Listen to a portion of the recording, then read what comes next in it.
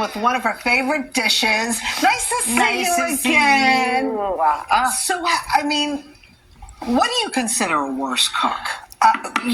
Every season when we get a new batch of recruits in, I always warn my co-host, I'm like, just wait, you're not going to be ready for this. And they look at me and they're like, Anne, what is happening here? How could it be that like every single season, I think I'm prepared for it, and I'm shocked by what these people do for food. But then you have the tagline, spoiled rotten, which leads me to believe what? So these people are not only kitchen challenged, but they're kind of spoiled in life. How dare they? So, it's a little bit of a double whammy. So we really extra had our work cut out for us this year. They're not used to kind of doing anything for themselves.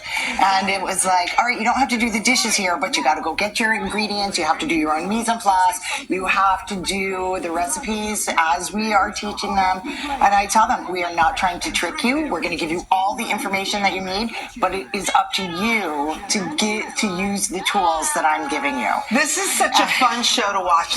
Does anybody win anything? What happens at the end? They can cook. So hopefully. This season, it's myself and Chef Tiffany Derry who each get a team of what I'd like to call lovable losers. And we put them through a series of challenges and games. And at the end, there are 2 recruits left standing, and they do a 3-course, what we hope is a restaurant quality meal for a panel of culinary experts. So it's a blind tasting, and the winner is decided by those judges, and they win $25,000. Wow. It's a big payoff. We ask them to do a lot, but it's a big payoff at the end, and they get life skills. Like when I tell people on day one, I know we're making a TV show here, but whether you are here for a little time or a long time, this show will change your life in terms of cooking and your appreciation of food. Can you give us like a little something of some of your favorite recipes? By the way, everything smells delicious this morning. So I was thinking about, what I wanted to cook with you. And I know, Fresco Biscotto, one of our classic favorite Italian restaurants. So I decided to stick in that vein. And we are making one of my favorite wintertime pasta dishes, a sweet and spicy sausage ragu. It's hearty, it's stick to your ribs, it's like what you want on like a cozy Sunday night, We needed it with all this rain and snow some people got. So it's a very classic ragu. I've started off with a sofrito of fennel, onions, celery, and I browned it. Like, what do we say? Brown food tastes good. I put in about equal amounts sweet Italian sausage and spicy Italian sausage, and we're browning that as well. Then we add in a whole bunch of tomato paste. When I make a ragu, I'm a big tomato paster. I like that really concentrated tomato flavor. Yeah. And then we do lots of wine and water. Okay. And then cook it down.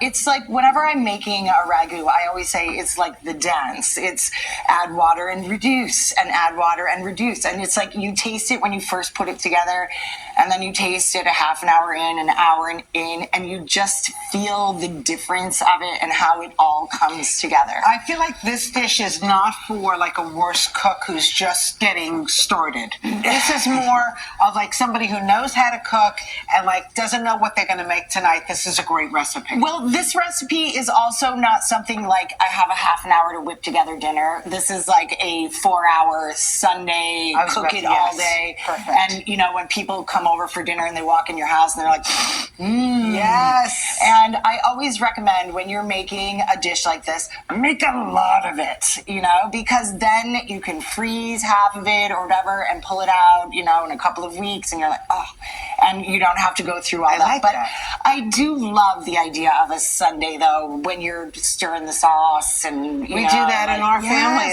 So is this what it looks like after it's cooked down a little bit? Yes. So this has been cooking for about 4 hours or so. Okay. And then we have pasta that we have cooked. You want to just toss that in there for me? Yes, please. I think you're well versed in that. Yes. And then we have saved some of our pasta cooking water, so add about maybe half that in there.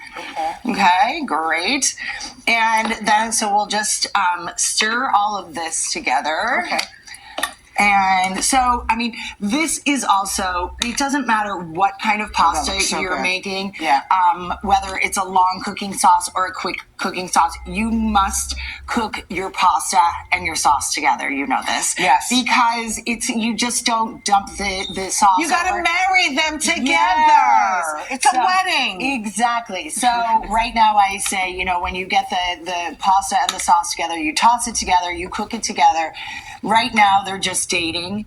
The marriage that holds, the glue that holds that marriage together is finishing your pasta with some grated Parmesan cheese and some olive oil. So go ahead, cheese me up. You choose your hands. Okay. Like, get right in there. I didn't want to do that. But, Chef, I saw you brought like a lemon curd tart. Yes. And some beautiful cannellini beans and Swiss chard and turnips. There we go. That's plenty of cheese. Okay. Now give me a big drizzle of olive oil.